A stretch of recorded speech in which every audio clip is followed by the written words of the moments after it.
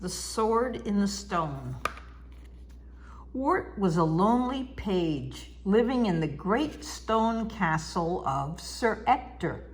Nobody called Wart by his proper name, which was Arthur. Everybody called him just Wart. Sir Ector had a big lazy son named Kay, who liked to stretch out in the sun and doze. His favorite spot was a grassy bank near the drawbridge. But poor Wart had to work and work. He scrubbed pans and scoured pots in the castle cookhouse. He helped the castle carpenter. He polished armor for the armorer. He swept the castle stables clean. Poor Wart, he was all tired out. But one day, there was a clap of thunder in the great hall of the castle. There was a puff of smoke, and there stood a strange old man.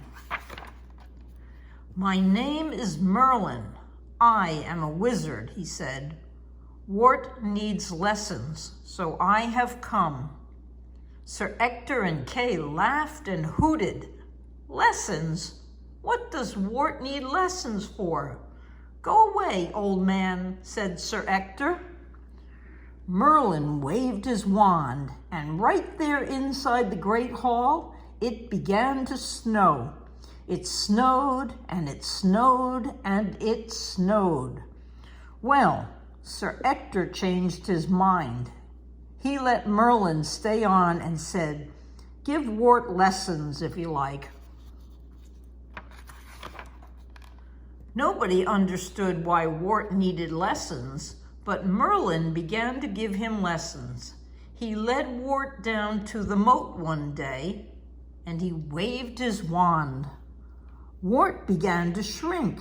He shrank smaller and smaller. Suddenly, he changed into a little fish and fell into the water. At first, it was great fun. But then a big fish came along.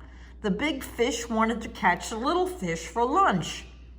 Poor little Wart, what could he do?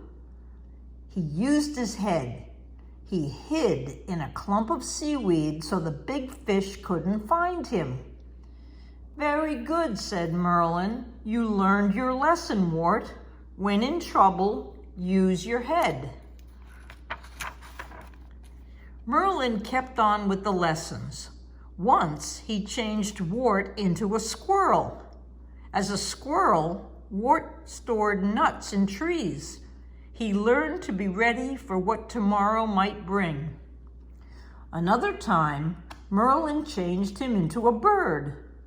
As a bird, Wart flew high in the sky, and seeing the world from way up there, he learned many things.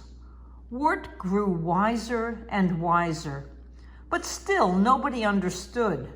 Why did Wart need lessons?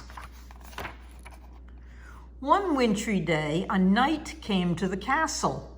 He brought news of a great tournament to be held in London. The winner would be crowned King of all England.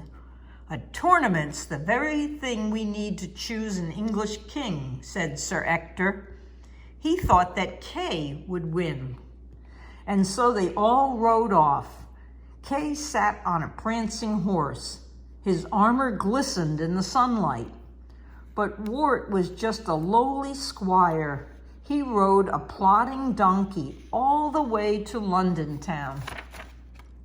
After many days and nights, they came at last to the tournament field. There was a blast of trumpets, and the tilting started. Kay smiled proudly. Soon, with spear and sword, he would fight to win the crown. Suddenly, Wart ran from the field. He had forgotten Kay's sword. It was back at the inn where they had slept. Wart ran as fast as he could, but when he got to the inn, it was closed. Poor Wart! Where could he find a sword? He ran and ran. In a churchyard, he saw a marble stone. On it stood a steel anvil, and stuck through the anvil was a gleaming sword. A sword! Wart quickly pulled it out and quickly carried it back to the tournament field. "But that's not Kay's sword," cried Sir Ector when he saw it. Then he saw some letters written in gold on the sword. This is what the letters said: "Whoso pulleth out this sword of this stone and anvil is rightwise king, born of all England." Sir Ector read that, and so did all the other noblemen. Now they knew. The tournament wasn't the thing whereby to choose a king. The sword was. But how could Wart have pulled it out? There must be some mistake. They all went to the churchyard. Wart put back the sword into the stone. Everyone tried, but the sword wouldn't move.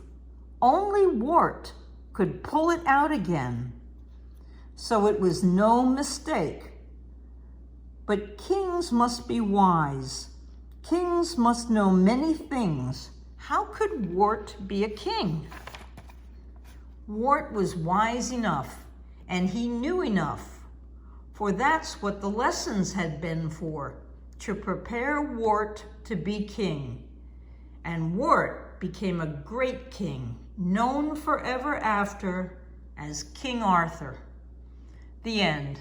Good night, Sammy. Good night, Sophie.